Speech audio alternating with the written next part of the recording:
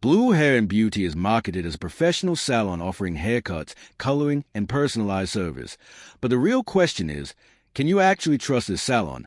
Or is it another business with polished marketing and mixed customer experiences?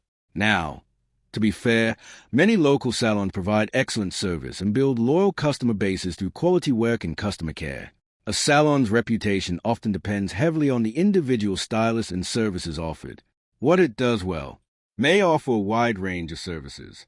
Many full-service salons provide haircuts, coloring, styling, treatments, and beauty services in one location. Professional-looking branding. A modern website and social media presence can make booking and browsing services easier.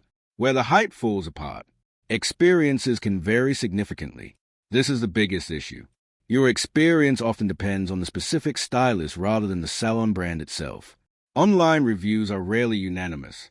Even highly rated salons usually have both satisfied and dissatisfied customers. Pricing does not guarantee quality. Higher prices can sometimes reflect location and branding rather than consistently better results.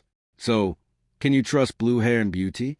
Short answer, possibly, but you should evaluate the salon based on verified customer reviews, stylist experience, and real client results rather than marketing alone. Thanks for watching.